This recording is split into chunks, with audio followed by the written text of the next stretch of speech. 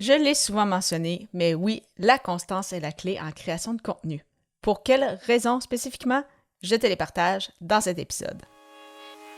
Les médias sociaux en affaires est ton rendez-vous hebdomadaire pour en connaître davantage sur les différents réseaux sociaux et les plateformes de création de contenu dans un contexte d'affaires. Chaque semaine, je répondrai à une question thématique qui te permettra d'appliquer concrètement ces conseils pour ton entreprise. Si tu reconnais l'importance et la puissance des réseaux sociaux ainsi que de la création de contenu pour ton entreprise et que tu souhaites en apprendre davantage sur cet univers, tu es au bon endroit. Je suis Amélie Delebel, travailleuse autonome dans le domaine des communications et marketing depuis février 2020.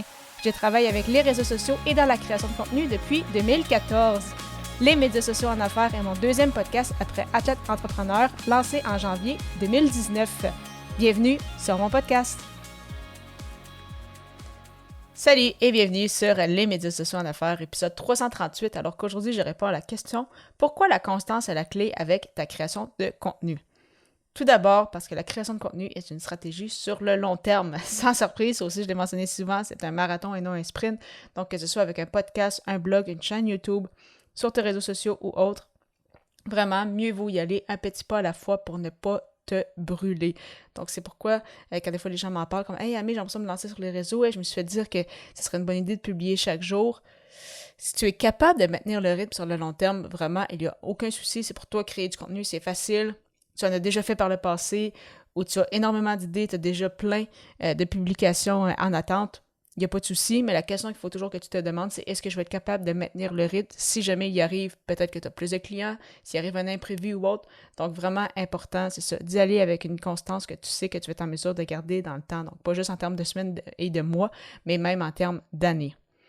C'est pourquoi c'est important, justement, d'avoir une stratégie pour bien définir ton persona et tes objectifs. Et oui, encore une fois, pour s'assurer de savoir pourquoi tu crées du contenu et à qui tu t'adresses.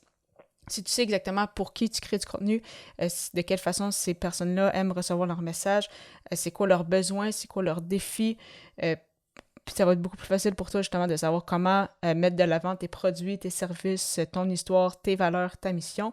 Et si tu as des objectifs, mais ça va être beaucoup plus facile pour toi aussi de suivre justement qu'est-ce qu'il y en est, le contenu que tu crées, est-ce que ça a un impact, est-ce que ça amène des ventes, est-ce que ça t'amène des consultations. Si la réponse est oui, bien tant mieux, tu le sais que ça va bien, c'est quand même bien de continuer de suivre ça pour justement voir si les résultats sont toujours présents parce qu'on sait que les plateformes changent, les gens changent aussi, toi également. Et si jamais ce n'est pas le cas, eh bien peut-être justement adapter ton message en conséquence, mais dans tous les cas, vraiment définir ton persona et tes objectifs, c'est vraiment la base qui fait foi de tout dès le départ. Et justement, la façon moi que je vois ça, l'importance justement de la constance, c'est que tu peux choisir au départ un seul réseau social et peut-être une autre plateforme, là, par exemple une plateforme pour ton infolette, avec une fréquence d'une fois par semaine pour ta plateforme de réseau social, puis une fois par mois peut-être pour l'infolette. Et au fur et à mesure, c'est sûr que la confiance et que la structure va être là. Ça aussi, c'est un point très important parce qu'être constant, oui, c'est comme un peu faire de l'exercice, donc c'est un muscle qui se développe, c'est que c'est une habitude qui se développe aussi, mais une fois que tu vas avoir une structure aussi d'établir, que tu vas avoir une routine et que tu vas avoir justement confiance, puisque là, tu vas prendre de l'expérience et tout, ça devient beaucoup plus facile aussi. Donc, à partir de ce moment-là, tu peux augmenter la cadence ou peut-être te tourner vers un autre réseau social, mais vraiment essayer, c'est ça, de ne pas voir les choses trop rapidement. Donc, vraiment, encore une fois, je le répète, mais un petit pas à la fois. Et sinon, si vraiment tu veux augmenter beaucoup la cadence, tu veux te retrouver beaucoup plus sur différents, par exemple, réseaux sociaux, parce que là, tu veux vraiment donner un gros push, eh bien, à ce moment-là, mais peut-être penser à déléguer sur une bonne idée plutôt que de t'ensouffler sous justement une tonne de contenu et que tu sais probablement que tu ne seras pas en mesure de maintenir le rythme.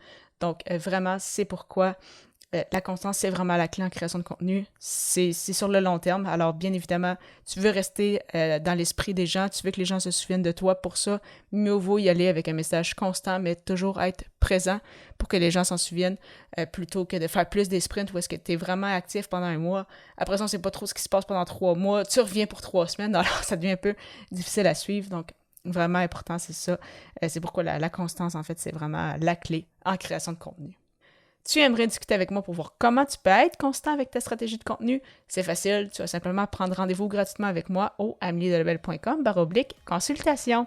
Au plaisir de te retrouver à l'épisode 339 alors que le sujet sera « Quels sont les avantages du batching avec ton contenu? » À très vite!